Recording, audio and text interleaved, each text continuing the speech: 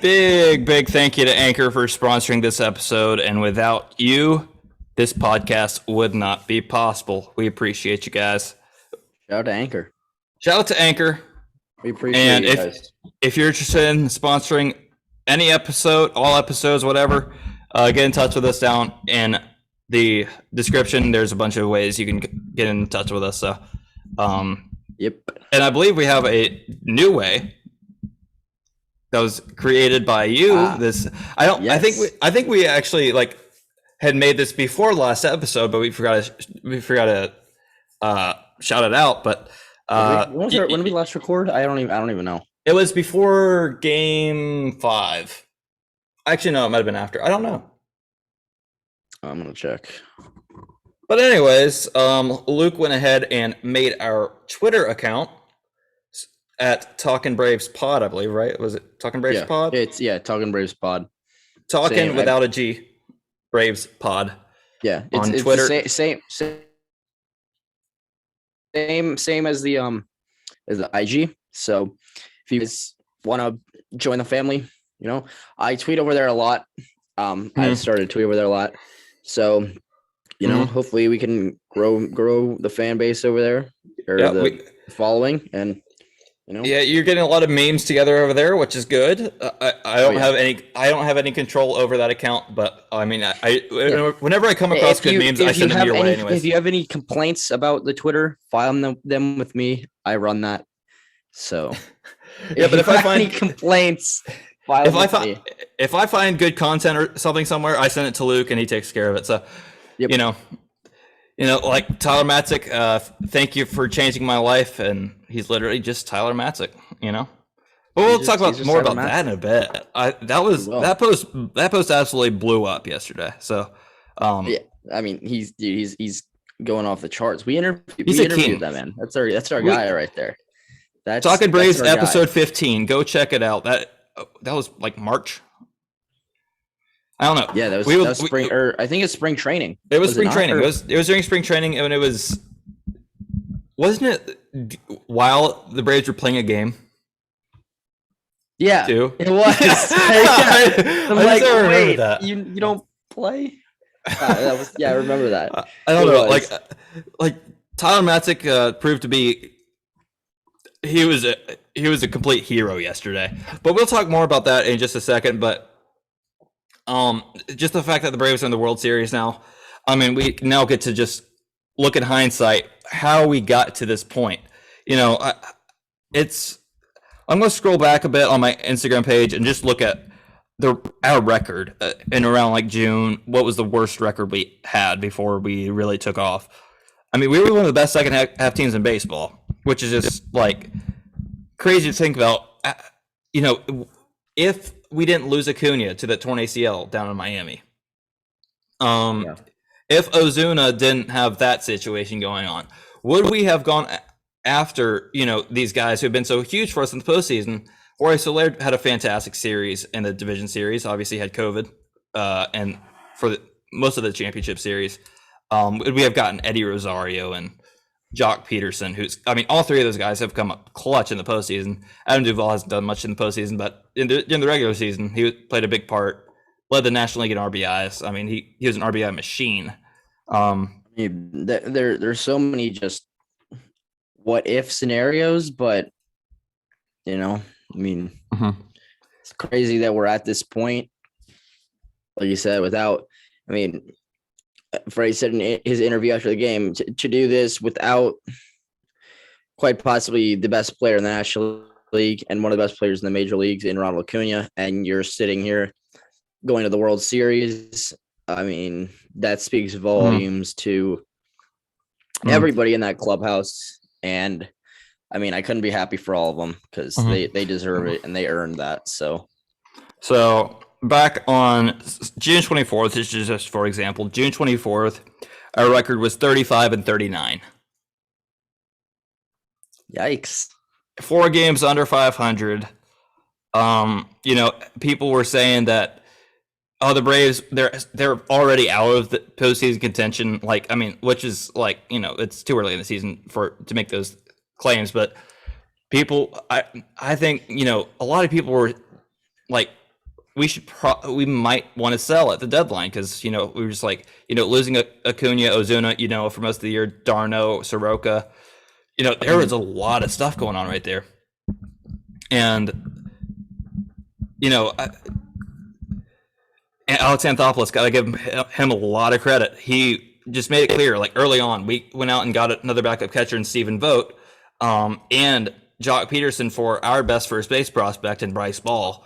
That was an early sign that not only were we going to try and compete, that we were going to buy at the deadline, but it's also hinting at towards this offseason what our plans are. Trading away our best first base prospect who had been raking in the minors for a while in Bryce Ball. If we're trading away our first base prospects, what does that mean for Freddie Freeman? I mean, that's obviously is a sign that it means all good things. I'm waiting for that. Hopefully he comes here soon, but we got a whole 7 games to worry about starting on Tuesday. So I mean, it's just remarkable that this team has been able to make it this far. I mean, it's after all that's happened, and it's I mean, you got Alex Anthopoulos. If he doesn't win Executive of the Year, I don't know what's wrong with whoever decides that. I don't think there's any way he can't win Executive of the Year. I don't think there's any way you cannot convince me that he's not the best GM in baseball. He's one of, if not the best GM in baseball. So yeah, it's maybe I'm just a little biased, but so. Of course, last time we recorded, we were up 3-1 in the series, just praying that we weren't going to have a repeat of Atlanta sports. And Freddie Freeman said after the loss in Game 5, which the Dodgers won, Freddie Freeman went out in his post-game press conference and said, "We're right where we want to be. We're ready to go home in front of our home crowd." And I think the question was whether whether it entered their mind at any point during the course of the series that, Braves fans or just Atlanta sports fans in general, blew a 3-1 lead in the NLCS last year, Falcons 28-3, that stuff, if that ever entered their mind about Atlanta sports. And Freddie Freeman was just like, no, but obviously it gets brought up on basically every day. And it's going to keep happening until we kill that narrative. And have we killed it? For now, yes. For the time being, yes. We obviously we got a whole other series to play. So, but we got one narrative killed so far. So, and it's so good not only because obviously we're going to the freaking World Series. I mean, that's incredible in itself, but we got Dodger fans to shut up. I mean, whew. Oh yeah. I mean, like that's the best part of all of this. I mean, Dodger fans haven't even let 2013 go. Like people are just like, "Water eBay, haha." I'm just like, get over it. Like we had like Freddie Garcia. We had like Freddie Garcia on the mound that game. Like I think it was Freddie Garcia versus Kershaw. I think that game. I don't exactly remember, but excellent. Sounds like a great pitching matchup. Yeah, and that was back in Kershaw's prime too. I mean, he's still very good, but like this was like prime Kershaw. I mean, is he still? He's kind of already still in his prime, but I mean, freaking legendary, best pitcher of our generation. Oh yeah, probably. I mean, DeGrom was obviously in the conversation too, but and Scherzer as well too. I mean, there's a lot. And Verlander. I'm interested to see the offseason, especially for the Dodgers, because they got a ton of guys. I mean, I think personally Kershaw will be back. I just don't think there's any way that they don't bring back. That's their face of that franchise basically. So, but we won't get into that because that's in the offseason. We're focused on. That's for hopefully that's at least a couple weeks away. Yeah, that's at least a couple weeks away. And hopefully we will be in a good mood coming into the offseason. Hopefully. Honestly, going back to like February when we started this podcast, like we recorded almost like every day, which is just crazy to think about because there was nothing happening in February. There was nothing happening, and we were recording like all the time. I don't even know how we did it, but we did it. So I'm just like, hey, I don't know if I can do that anymore. I got We got stuff to do. we got But- busy and life, college. However, everything. I mean, we stream too on YouTube too. Go subscribe to the YouTube channel. Where I actually have been discussing, how I haven't been able to upload the episodes on there because my storage on my laptop is like running very, very low, and like I didn't have enough space for the videos to even save. I found there's like this one thing that was like covering up like 30 gigs or something that like I thought it was important, and apparently it wasn't, because I looked up, I was just like, can I delete this? And I was able to delete it, and like I got a ton of free space. So we're about to resume the YouTube episodes. Let's go. Keep an eye out for that. Get us up to 500 on YouTube. We're at 500 subscribers. 453. So Yeah, get just to 500. Halfway to the middle, Yeah, we need to start streaming over there. We might try and stream during the World Series. I think game. it's definitely going to be a lot easier in the off season. I mean, obviously, I think it's going to be a lot easier to have talking points for the off season, stuff like that. So we're definitely going to get out there once the off season hits, and hopefully, I bet people have been telling me, they're like, you got to stream. So yeah, Nick, I know who's saying that. you know exactly who it is. So. I mean, it's always a good time. Honestly, something else I'm looking forward to the off season. I really want to reach out to more players and more people that we could have on the podcast. And I'm excited. I'm excited for what the podcast holds, especially for the off season, when there's people I mean, obviously baseball's gonna be over and people are just gonna be hanging out. You can get people and just. I'm excited. I mean, I'm excited. We got something hopefully in the works that we'll maybe bring up to you guys in the here soon, but we need to lock that down first. But we're gonna let him do his thing. If that drops a little bit of hint, we'll let him do his thing for a little bit. So.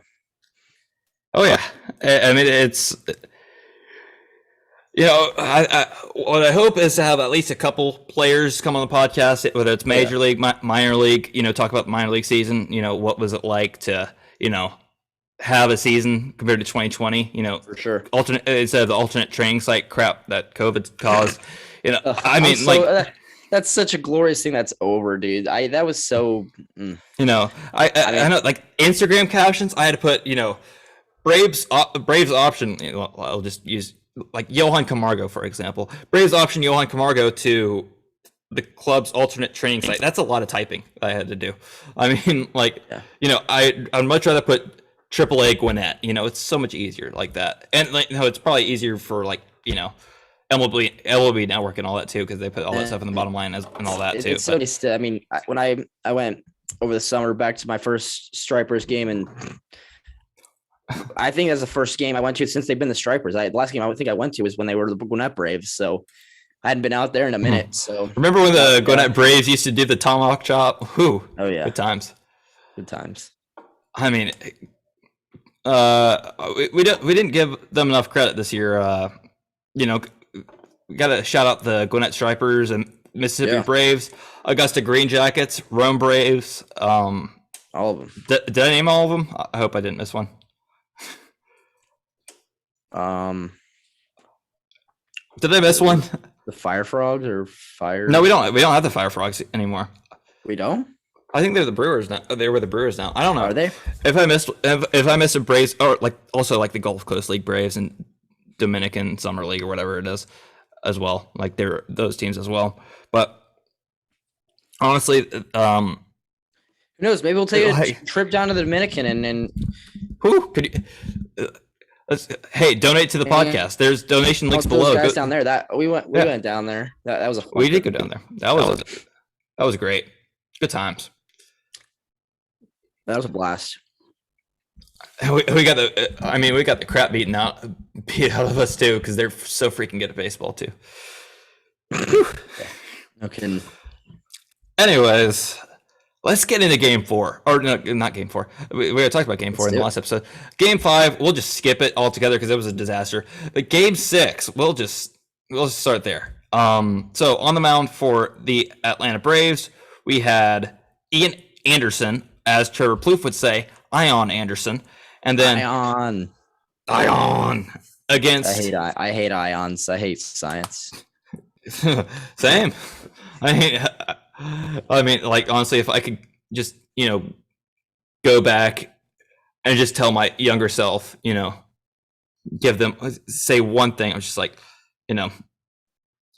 don't take all those science classes in high school. You don't have to. You don't need to put that on yourself. Nope. Whew, chemistry was terrible. Physics was hard. Let's just not even talk about that. Ion Anderson against Ion Anderson. Walker Buehler. And I think Walker Buehler, it's fair to say that Walker Buehler took a day off. He did. He took the whole series off, kind of. He just didn't look good at all. He really didn't. He had a good division series against the Giants for sure. But everything that I saw, the Dodgers pitching staff was out of gas. They were just. Say what you want about Dave Roberts, but that whole bullpen and the whole rotation, the entire pitching staff for the Dodgers was just taxed and gassed, and that'll do you.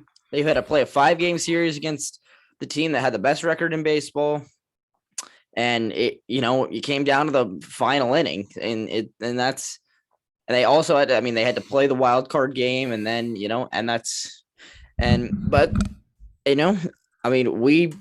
we put it to them, and that's why we're in this position we are today. So, yeah, it still just doesn't make any sense to me. Like we're like this season has just been crazy. This is why baseball is like the best sport, because you can look at the NFL and all that, and who the powerhouse teams are, and who the crap teams are.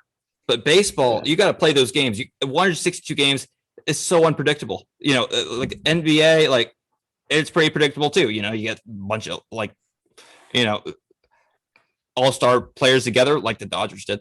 And if you have like the Golden State Warriors from a few years ago, and against some crap team, who's a crap team a few years ago, like Denver Nuggets, let's say. I don't, not to throw them out the bus or anything, but I don't know that. I don't know.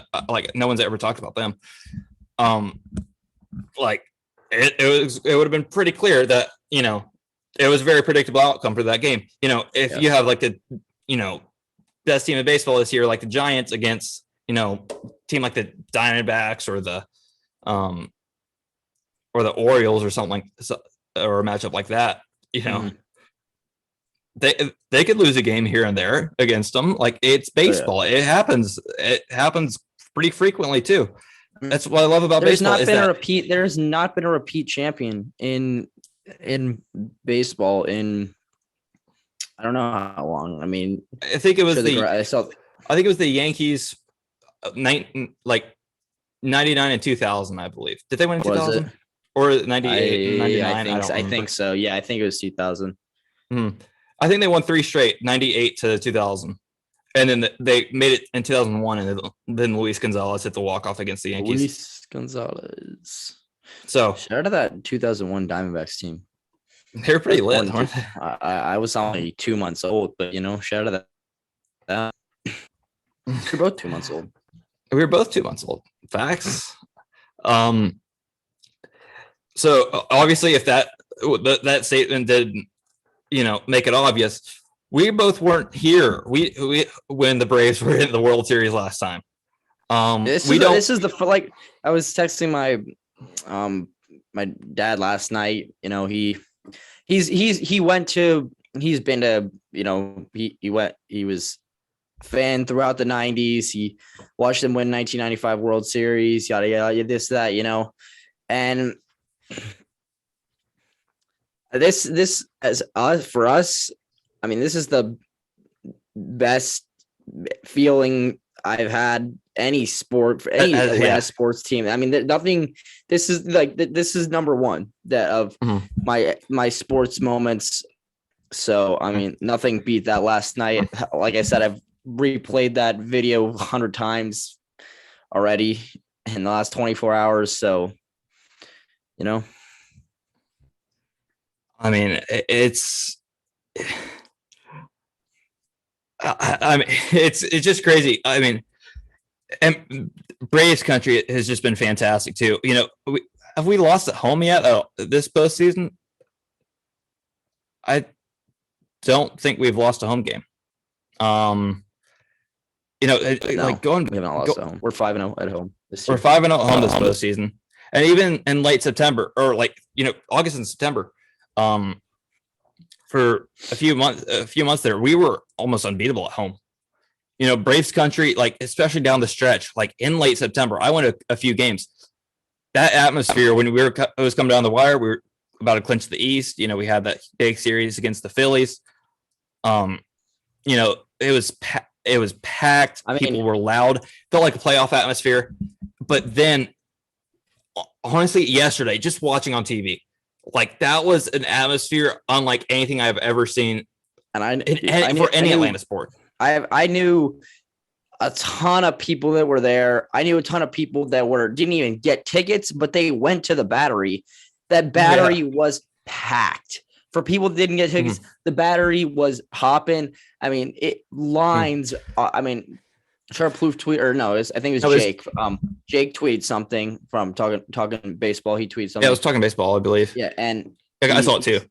Yeah, lines of people trying to get into the gates 3 hours before first pitch. It was madness, 3 hours. And I was, I was like, that's Braves country for you. That's nothing beats Braves fans. I mean, you can say what you want, but they I think I'm biased. I think they have the most loyal fan base in the major leagues. Yeah, and just to visualize this picture for you, you had like the entire green space out behind the chop house was already filled up 3 hours before first pitch, and this isn't World Series. This isn't even the World Series. This is National League Championship Series. I can't imagine what the World Series is going to be like. That's dude. Like literally, there are going to be people like flooding around the Valley Sports booth. Like they'll be all the way back there. They'll be all the way back to the Coca-Cola Roxy Theater back there. Like it's going to be it's going to be a madhouse there. And also that line just to get into the gates, and the gates open like 2 hours early, I believe. So this was an hour before the gates even opened. That line to get in that gate, there even though there are other gates to get in, this one it's the clearest view, all the way down that little alley or like road or whatever. Like just the fans just stretched for like forever. This was an hour before gates even opened, which just. I love you, Braves country. I love Braves country. I wish I could have. I went to game 1, like I said last episode, but I wish I could have been there. I wish I could have been there. That. And I actually would have gone to game 7 tonight if we had lost yesterday. Honestly, I don't care. I didn't care like if that would be going there today. I wanted to get it over with yesterday, and we did it. And I'm just like, let's go. We probably would have lost today anyway. So. Probably. If we lost yesterday, we would have lost today. And Max Scherzer probably on the mound today. And then we've seen Scherzer in the past a lot, and we've had decent success against him. And we had Charlie Morton on the mound, but we don't have to worry about that. We don't have to worry about that anymore. So let's just get into the game. Let's just get into the game. Let's get it. Ion Anderson. So Ion Anderson looked fantastic in the first inning, getting him 1, 2, 3. It was a very quick inning as well.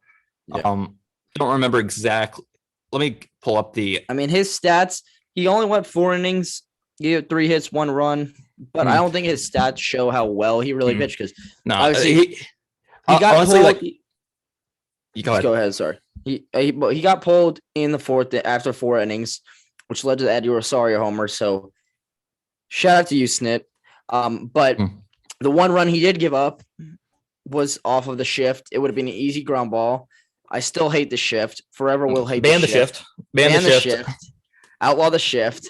But I mean, his stats don't really show how well I think he really pitched last night. Yeah, so. I mean, the fact that he only went 4 innings doesn't tell anything because honestly, I feel like he could have gone 6 or 7 innings. He could have gone 6 or 7. But we elected to go with a pinch hitter, and we'll get more on that in a bit. And it worked out. So, I mean, you can't complain there. So Ion Anderson, shout out to Plouffe. Shout out to Ion. Got Mookie to fly out to start the game. Corey Seager to ground out. And that was on a 3-0 pitch, too. And then struck out Trey Turner. Quick first inning. And then on the second, Eddie Rosario leads off the bottom of the first, which, I mean, we'll talk more about Eddie Rosario after we talk about this game. Lined a single into left field. And then Freeman grounded into double play, which kind of killed our momentum a bit, but only for 4 pitches because Ozzy Albies lined it double off the right field wall. I don't remember if that hit the bricks or the padding or wherever that hit off of, but I mean, to keep the inning alive. And then Austin Riley came through with an RBI double. And because we are the most professional podcast in the world, we have the audio for it too. Oh, I just don't have it ready. So are we the most professional podcast in the world? Second best. This is it. So why is it not? It's not turning on either. Is it connected? No.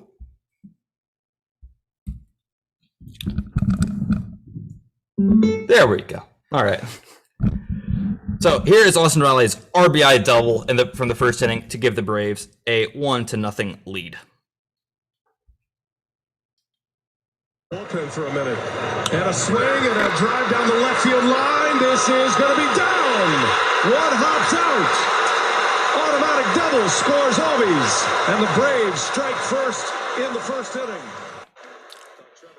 It was pretty good. I mean, honestly, Brian Anderson had a pretty good series. I know people were just like, bashing Brian Anderson. I feel like he was pretty unbiased. Frenchie was completely biased towards the Braves, which I loved. But Ron Darling sucked the entire series. Well, to be fair, I will say this. To be fair, I think part of the reason Frenchie was so biased towards the Braves was because Ron Darling was so biased towards the Dodgers. So I think it cancels each other out. But I mean, Ron Darling had some really good calls. I will give him that. Not Ron Darling, excuse me. Brian Anderson had some really good calls. And I'm low-key not excited to hear Joe Buck. I'd rather have Joe Davis. I really want. Honestly, like, can someone let me know how to watch the game with the radio broadcast, like with having that lined up? Because I would rather listen to Ben Ingram and Joe Simpson. I mean, I know Joe Simpson's just kind of like, but honestly, I feel like,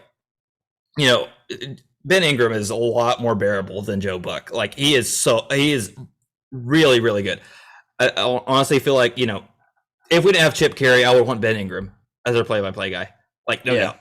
But we have Chip Carey, so we're blessed. But, Ben Ingram is a fantastic announcer, and he had a great series as well. Keep it fair. Did he keep it fair? He did. Ben Ingram doesn't have like a wallop call, So Chip Carey, just keep doing your thing. Just say walloped more. We ran out of clips fast. We can get our segment back.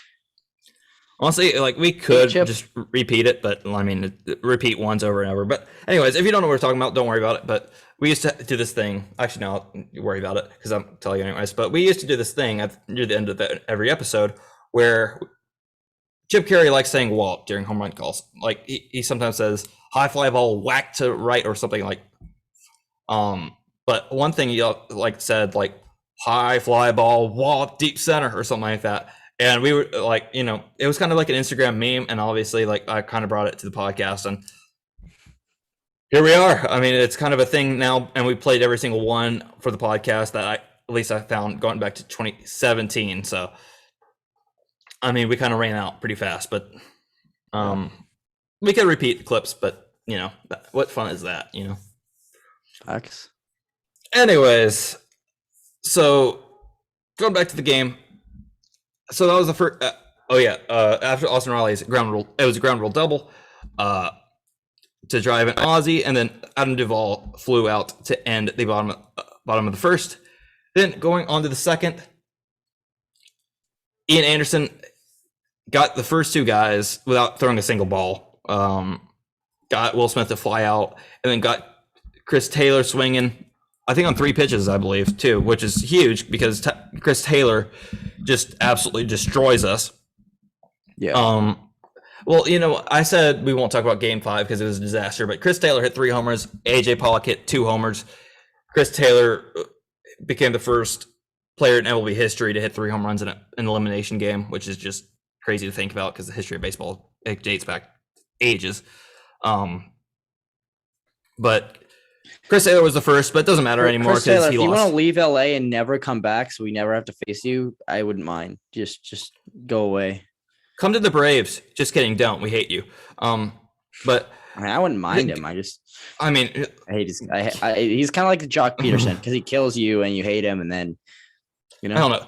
Jock Peterson's one of those guys that you just like hate unless he's on your team because he is very cocky, but he has way too much confidence. I feel like, but he brings the energy to this team, and like if you're cocky and you back it up, I can't really say anything. That's all I'll say.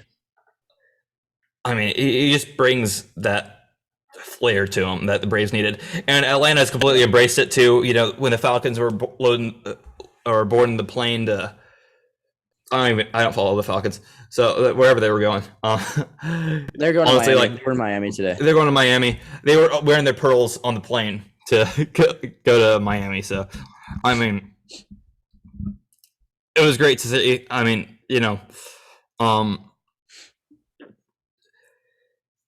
and I think a lot of fans who came to Truist Park yesterday,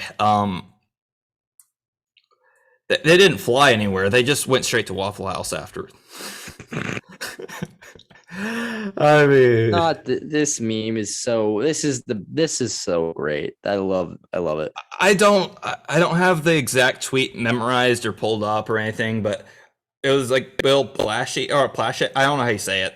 I don't know how you say his last name. The guy around the horn, the LA Times, or I don't know if it's LA Times. He's some kind of sports journalist. Clearly, for some reason hates the Braves and doesn't like their fan base, which is fine. But like, when you are just like, you don't have something else to complain about, so you just decide to bash the Atlanta Braves fan base. We will embrace it. We embraced it, and we just made it. Atlanta sports fans, they'll embrace it. They've been dealing with it for years. They've heard everything from 28 to 3 to 3 to 1 or whatever the heck it is. We've heard it all, guys. So we're kind of unfazed by now. So we got the sterile shopping mall. We got the Waffle House. I mean, it was pretty. As Tyler Matzik said yesterday after the game, that it was pretty loud for a sterile shopping mall. It's pretty loud. I thought it was pretty loud. And they were playing like Hell's Bells, like during like the big pitches. That was the most they played the tomahawk chop, I think, all year, which is fantastic. I don't know who runs like the audio stuff, but they brought the juice yesterday. They brought it. Like I did sound effects for football stuff in high school, which is something I don't think I've ever brought up on this. So I played like Crazy Train and stuff like that on third down and all that. I did that when I was back in high school, and I controlled that kind of stuff too. And for playoff games, I would obviously kick it up a notch too. Play stuff like almost every play, and it was a lot of fun too. I really enjoyed that. But whoever did it yesterday did a fantastic job. I mean. Shout out. Shout out to whoever did that. Come on the pod. I don't know what your name is, but come on the pod. Let's talk about it. But yeah, it was a fantastic atmosphere. And the crowd was loudest I think I've heard it all year. I mean, by far.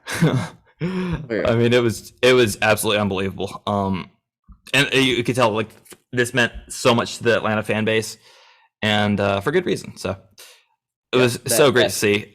Wish I was there. That meant so much.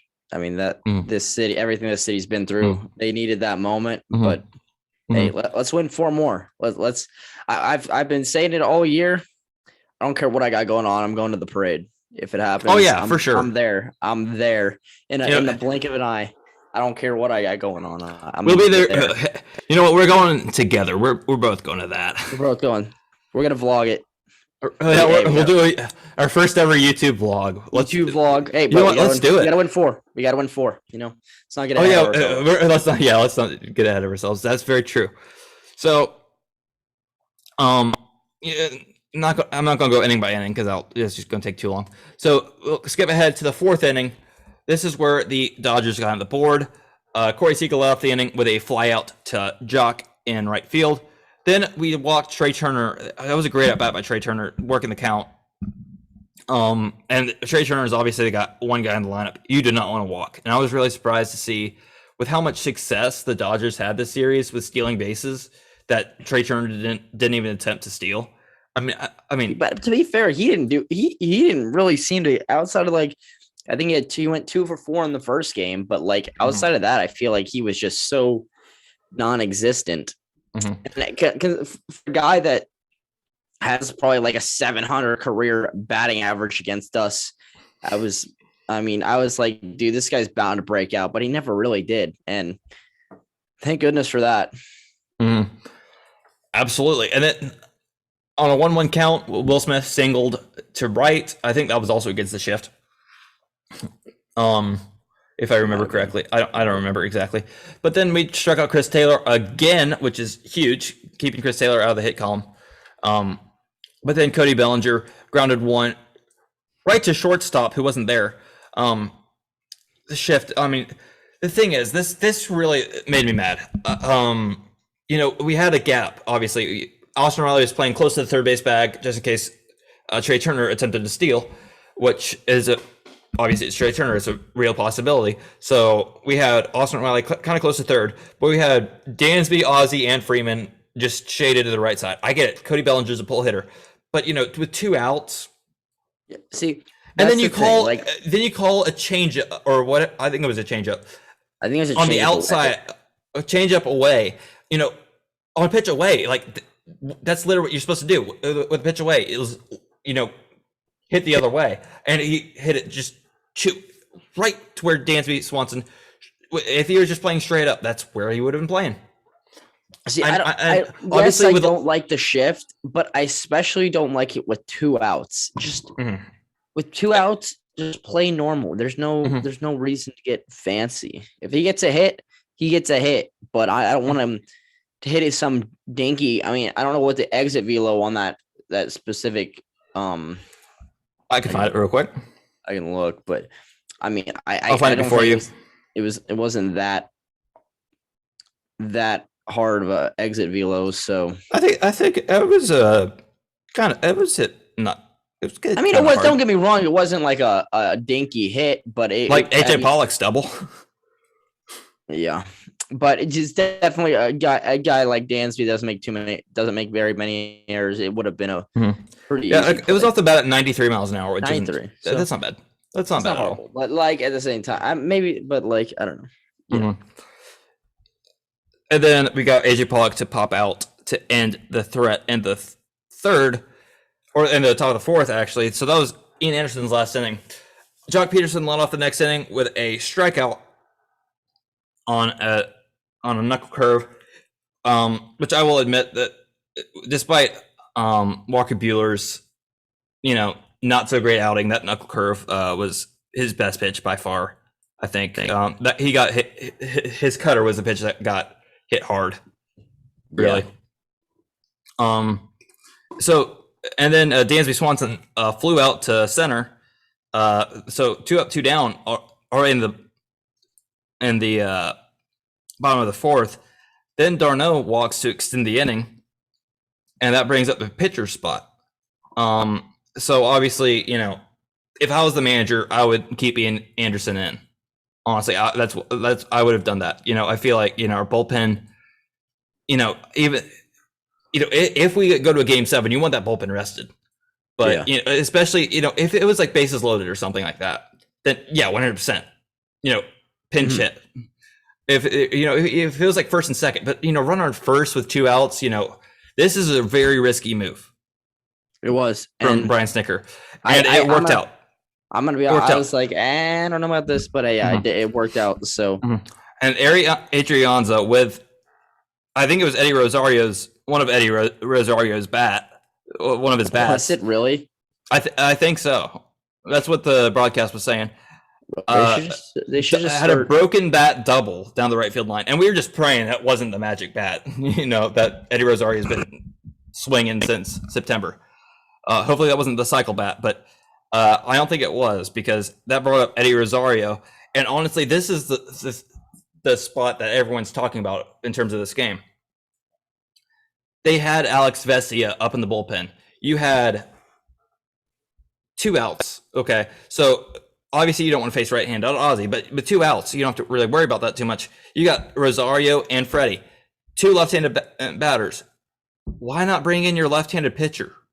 He was already warming up in the bullpen.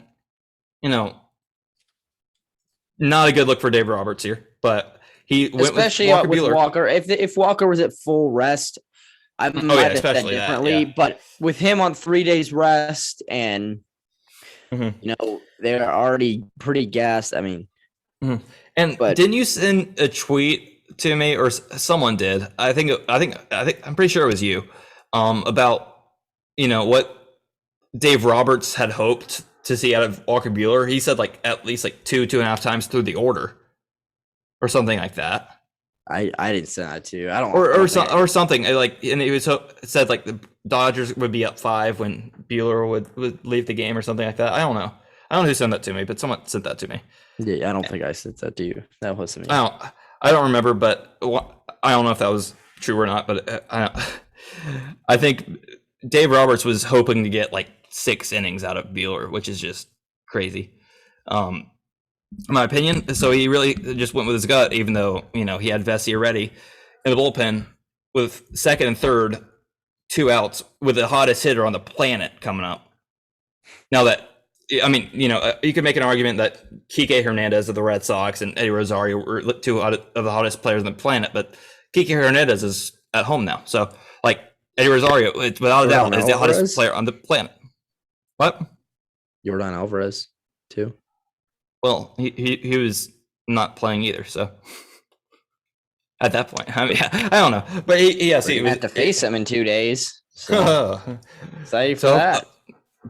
But hopefully, those lefties that we got are going to help neutralize Yordan a bit. This is the best I've ever seen the bullpen.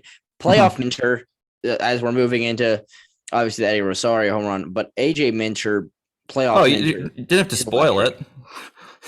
But sorry. If you haven't heard already. If you haven't heard Eddie Rosario hit a home run. In case you have been living under a rock for the past 24 hours. Eddie Rosario did this against Walker Buehler when they had a left-handed pitcher of their own ready in the bullpen. Dave Roberts went with Walker Buehler, threw him a cutter that was inside. It was a borderline pitch, but Eddie Rosario turned it around, and this is what happened. Buehler, Rosario, deep to right. It is gone! A 3-run blast! Eddie Rosario keeps his dream postseason alive.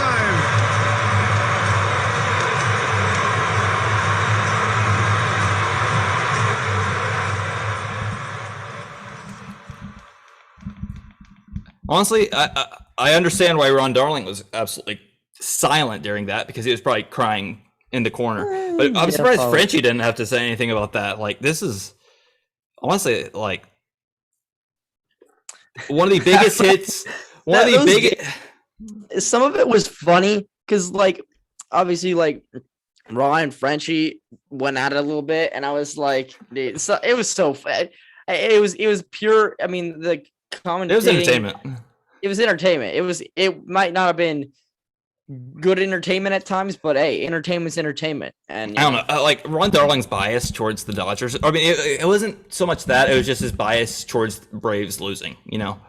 That's obviously, I get that you were a Met for a while and you are a Mets broadcaster, but to be fair, the Mets did kind of, crap the bed. If you want this season, I think I said this to you, but I would rather had I mean, like Brian Anderson was great, but Joe Davis, and he's the Dodgers announcer, and I would have rather had Joe Davis. That would have been. I would have. I love listening to Joe Davis. He's so good. It amazes me that going back to 2018. Even didn't he call one of our series in 2020? I believe. What did he call the division series against the Marlins? No, I think Adam Amin did for the Marlins series for FS1, or maybe I don't know. Maybe I don't remember. I don't exactly remember, but Joe Davis, even going back to 2018, the Acuna Grand Slam, that game, that entire series, Joe Davis was phenomenal, and it just amazes me since he was the Dodgers announcer that he would not have any bias, and I really I think everyone can agree, every Braves fan can agree, you couldn't tell that he was a Dodgers announcer that series. There was no. I mean, I think that's why there's Joe no reason Davis, to think that. Joe Davis is one of the best in the game, and I mean, he's one of the best, and that's why I love. I mean, I loved when I think he was commentating what series was it? Was it the Rays and the Red Sox series? Maybe I don't really remember. Maybe it was, I don't know. It was I think it was one of the AL series that he was commentating. Yeah, it was because when Randy Arozarena is still home. Good call. Mean, he makes it fun to listen to. I mean, it's just so fun to listen to him commentate a game, regardless. I mean, like I said, I'd love to listen to him commentate the Braves Dodgers because that would have been enjoyable to listen to. So, but so there wasn't too much. Come on the pod. Come on the pod, Joe. So AJ Minter came in to replace Ian Anderson after this inning. Braves were up 4-1 at this time, and AJ Minter 6 up, 6 down. 4 strikeouts for AJ Minter. I think 4 strikeouts. I mean, phenomenal. Absolutely phenomenal. AJ Minter is just a different breed in the postseason, which is just crazy considering he struggled so much early in the season and so much that he was optioned to AAA. And now look at him. He is a completely different guy. He turned around his season. That's for sure. Completely, yeah, 100%. So in the bottom of the 6th, the Owen Camargo flew out, so he still is hitless since spring training. But that's okay. We'll go ahead and jump to the top of the 7th. Chris Taylor led off. Luke Jackson replaced AJ Minter. Okay. And we saw what happened with Luke Jackson in Los Angeles in Game 3. Not his best. And I will say the pitch to Cody Bellinger that he was hit for a 3-run home run to tie the game wasn't even close to the strike zone. Yeah, that was like an Evan Gaddis type home run. That pitch was above his head. People can say what they want. That's just I mean, we know what Cody Bellinger. I mean, this guy's was an MVP 2 years ago. This isn't just some scrub showing up being like, oh, I'm gonna hit up. No, this is a former MVP, and the guy, like he said in the interview, the guy put a great swing on it. I mean, what are you gonna do? He was probably a foot above the zone, and he put a great swing on it, and that's what good hitters do sometimes. So. So obviously, I feel like that probably did something to Luke Jackson's mentality or something because, Chris Taylor led off the inning with a double. And then that matchup, Jackson versus Bellinger, and Luke Jackson, first 4 pitches weren't even close. He wanted nothing to do with Cody Bellinger. So all of a sudden, the tying run comes to the plate, and it's AJ Pollock who hit 2 home runs in the previous game. So obviously, not the best situation to be in.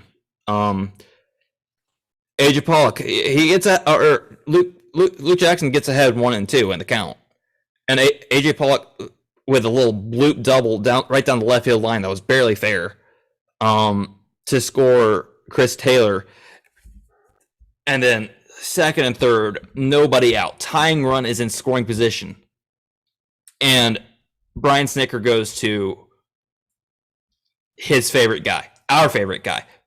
Like Braves country, everyone's favorite guy. Who doesn't love this dude? honestly, this man became an icon in Brave Sports yesterday. like, and not Brave Sports, Atlanta Sports. He became an icon in Atlanta Sports. it is. I mean, and listen, these first three hitters that he faced. Okay, so I'll just list them out real quick. Pujols, Souza, Betts. What do those three guys have in common? They're all righties. Lefty-righty matchup for these three hitters. Yep. I mean, the matchup is not good there. Absolutely not. Not only did Tyler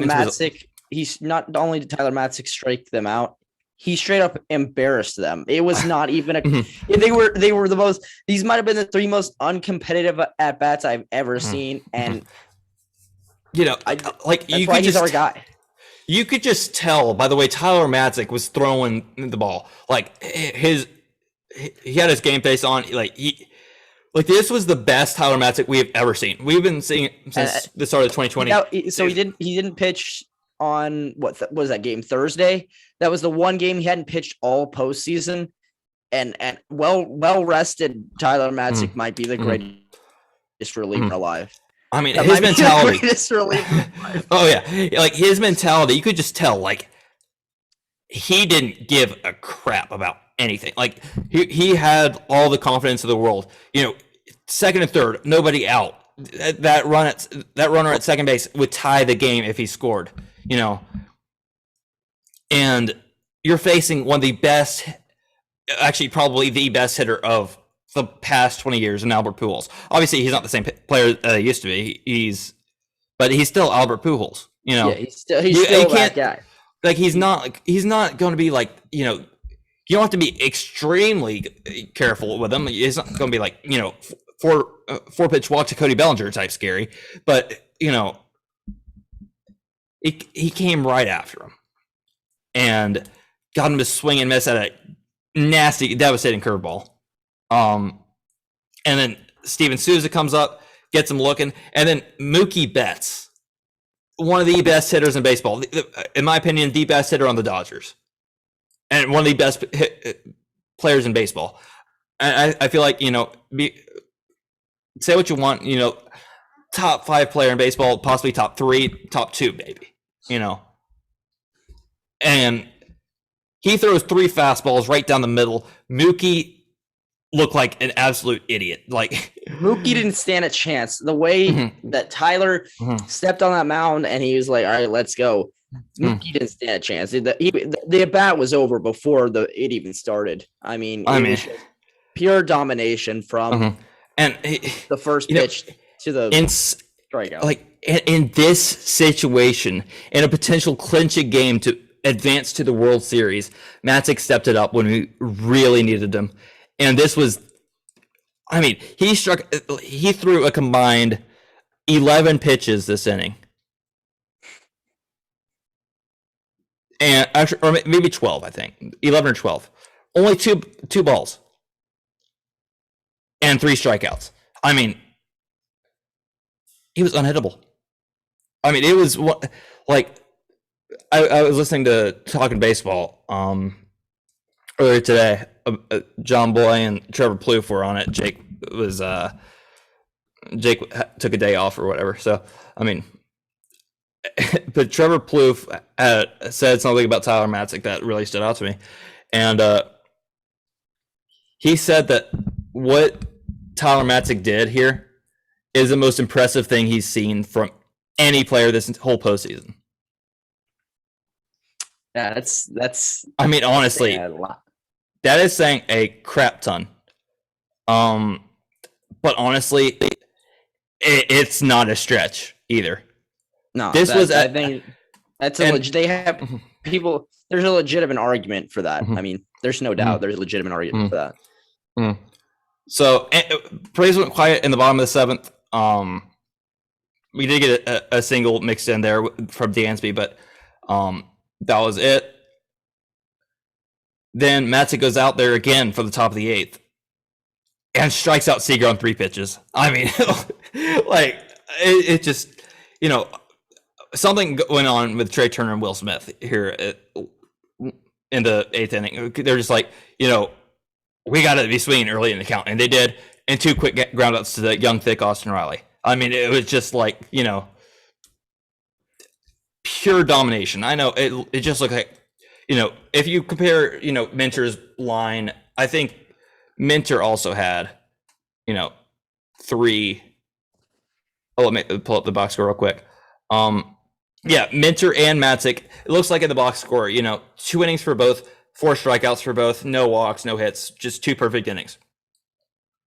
Sure, but like Matzik, he came in a huge situation, and like he faced some of the best hitters in baseball, and they stood no chance. And it was absolutely incredible. So in the bottom of the 8th, Braves come up one more time to hit, and pitcher spot is due up first. And I read this somewhere, I don't remember where, but Rick Kranitz goes over to Brian Snitker and basically, or I don't remember if pitcher spot was due up first or not, but it was due up either first or second. And Kranitz was just like, you probably need to keep Matzik in this game. Like give him an at bat. And Snitker didn't really listen to him, but Tyler Matzik kind of joked after the game that he was trying on different batting gloves in the dugout or whatever. I don't remember where I read this, but I read it somewhere that Matzik was trying on batting gloves, just like, just in case. And honestly, I would have loved to see him go back out there for the ninth. But that. I wouldn't imagine if he came up to the plate, that place would have erupted. Tyler Matzik. I don't know what his walk-up song is, but I don't think he has one. Play Crazy Train. He probably just gets his reliever music or something. I don't know. Probably. But Snitker goes with Will Smith, who's had a fantastic offseason, or postseason, not offseason. Offseason? Sorry, I'm still sorry. My thoughts are still not together from yesterday. I mean, to be fair, he did have a fantastic offseason when we signed him because he got $50 million. He got paid. And I saw David O'Brien from The Athletic tweet this out earlier. Will Smith has a .71 whip and a .136 opponent's average in 7 appearances this postseason, with 3 hits, 2 walks, and 7 strikeouts in 7 scoreless innings. And he's converted 4 out of 4 saves. No other pitcher in this postseason has over 1 save, and he has 4. Hey, and I think it's come to that point where I don't want to say he's automatic because it's still, we know what happened in the regular season. We know what he's done in the past, but right now, there's no other guy I'd rather have out there. No, there's no. I mean, somebody told me something yesterday. I was like, they were like, Will Smith in a closer situation is like he's the best closer in baseball. If you put him in a closer situation, you come in with the game tied, he might be the worst reliever in baseball. But you put him in there in a situation and he gets the job done. So. It was pretty incredible, and Will Smith struck out the first 2 batters he faced, and it was who were the first 2 batters he faced? It was Chris Taylor struck him out, Cody Bellinger struck him out, then AJ Pollock fell behind 1-0, and then you know what? Just got to play it. You got to. Here we go. Here's a 1-0. And on the ground, Swanson, he's got it to his feet, throw the first. There it is! The Atlanta Braves are going to the World Series!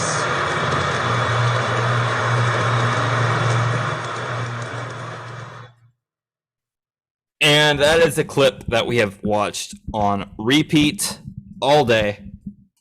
And I don't think I think we're gonna be watching that all week, all year, the rest of our life.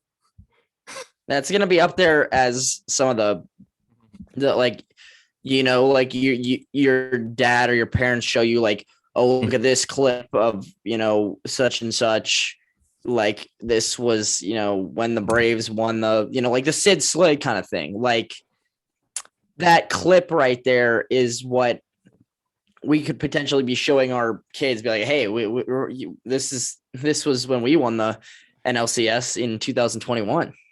But Man, oh man. I mean, it still just blows my mind that it still just doesn't, dude. It just it still hasn't sunk in. I mean, the thing is, like, I don't think it will sink in until we realize just like how special this season has been. Like, obviously, like, if you're also the fact that we've never experienced this before, we don't really know like how to react to this. I mean, if you're, let's say, an Astros fan right now, you've been to 3 of the past 5 World Series, and you cheated, won one of them, but you've been here before. Like, know what it's like to be in the World Series, and that's why if you live in Houston or whatever, and you're a Braves fan, you can go to a World Series game in Houston for like $300-$400 or something like that, which is still a lot of money, but it's cheap for a World Series ticket. In Atlanta, they're going for 1,000 plus right now, which is just crazy, but that's what happens when you haven't been to World Series in 22 years, and the demand for World Series tickets in Atlanta is just unbelievable right now. And just anywhere in Braves country, like Braves fans here in Alabama, where I'm at right now, like there are a lot of Braves fans here, and people are wanting to get tickets too. Like it's insane. Like I was at Buffalo Wild Wings for like the first 6 innings of the game last night, and when Eddie Rosario hit that home run, that place erupted. I mean, I'm in. Keep in mind, I'm in nowhere, Mississippi, guys. So I'm in Oxford, Mississippi. There's basically, it's just college kids and then a bunch of nothing, and that place erupted. And I mean, I had me and my friends were there. We were hanging out. I mean, most of them are Braves fans, and that we erupted. That was so fun to be in that moment with those people. It was so awesome. I mean, I've never ever just living in Atlanta before I came to college, I didn't realize just how extensive Braves country was. Like Braves fans are from all over the place, and like these aren't just bandwagons; they're passionate. They grew up watching Brian McCann and Chipper Jones, and they watched the Eric Kinski home run, like all that stuff back in those days. Run the South. I mean, it is. Honestly, I didn't realize this until. Also, like when we started this podcast, like, we had listeners, like we had several from like Arkansas and Texas and Louisiana and, like Kentucky, Virginia, like we're just like, like people like Braves fans, like are all over the freaking place. Like, Dodgers fans are also all over the place, but they're all bandwagons. So who cares? And they're annoying. We're like Braves have the most, like they stuck with this team through the whole rebuild too. Like, it was, we had a lot of fans, obviously there's some fans, every single time I go to a game, I hear just like, this is my first time here or something like that. I'm just like, like, how, but also like, but that's not the same for a lot of Braves fans. Like some Braves fans go to these games all the freaking time. And I honestly, like this season, I've been trying to go as many as I can. And hopefully next year will be even more. And hopefully I'll have some news on that in a bit or in a few months. But I think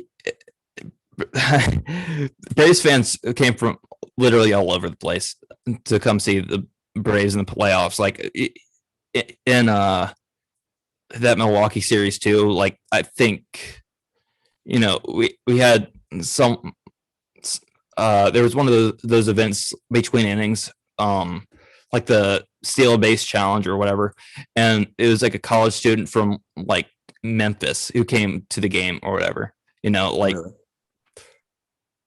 Like people are coming from all over the place. It's truly just unbelievable, and shout out to like wherever you are, repping the Braves, supporting the Braves, listening to podcasts on the Braves. I mean, if you're hearing this, like it's what you're doing. I mean, you're a dedicated Braves fan. If you're hearing this, you are an absolutely dedicated Braves fan, and huge shout out to you. I mean, no matter where you are, I mean, Braves country is truly a special thing. And I don't think people outside of Atlanta or outside of, Braves country realize just how expansive Braves country is. I mean, obviously a lot of it has to do with like TBS, how these games for I don't know how many years were nationally broadcasted, especially when we were so good in the 90s and early 2000s. Chipper Jones, and that's why Chipper Jones is just like, absolute god to some people. I mean, Yeah. it's amazing. I mean, just hearing from Braves fans, how happy people are right now, and this team is special, and the fans are special. And the city of Atlanta needed this. I mean, the city needed this as much as the Braves needed this. I mean, us as fans needed this. It's been a long time coming since we've had. It's been a very long time coming. Like, I mean, we've gone through a little bit of heartbreak, but we've been waiting for this moment. I mean, I started following the Braves, I believe, in like 2009, 2010, somewhere around there. Wasn't really into baseball before that. I mean, but honestly, like from the moment I was like, started following the Braves on, like, this is what I've been waiting for. Like, it's here, which is just crazy. And, we're not done yet. We got the freaking World Series. I mean, it starts Tuesday, and this episode's been pretty long, so we'll try to record again at some point before World Series starts, and hopefully give you guys a little bit of a better preview of the World Series. But I mean, that's kind of what we're planning on doing today, but we've kind of gone over time. But I think I'm excited. I'm excited for Tuesday. Obviously, we might record tomorrow, record the preview, so be on the lookout for that. And Braves in the World Series, baby, let's go! Woo! It's pretty crazy to just think about. I mean, it's wild to think about. I might have shed a tear or two. I did. I did. Night. I actually did. I'm not gonna lie. Like my mom FaceTimed me, she's like, "Are you crying?" And I was like, "No." But in that moment, I wasn't crying. But then I hung up with her, and I was like, "Okay, maybe I am crying a little bit." I didn't cry like in the moment. I just like just kind of embrace it for a bit, and then I was just like, once I sat down and soaked it all in, I was like, yeah. Then I think my eyes watered up a bit, and I don't know. I know you've been watching the Braves pretty much as long as I have, but I was with the years. I pretty much watched every single game. I always have, and I pretty much always will, ever since rebuilding days. I watched a little bit. I watched. Obviously, me and my dad went to the games. I went to the infield fly game, but we've been through it. So, and to be at this moment and be in the World Series, it feels good. So, job not finished yet, though. Job's not finished. We're not finished yet. We got 7 games ish. We probably won't need. I mean, most likely 7 games won't be needed, but 7 if needed. We got 7 more games. We need 4 more wins. I mean, just win 4. We're just win 4 of 7 games. Easy, right? Just 4 of 7 games, and I mean, obviously, if we lose and we go back to this and we're just like, we just need to win 4 games, and then like we look back on this and we're just like, oh crap, we're not going to like go crazy about it right now, but like in the moment right now, this is the first time in our lives that this has happened.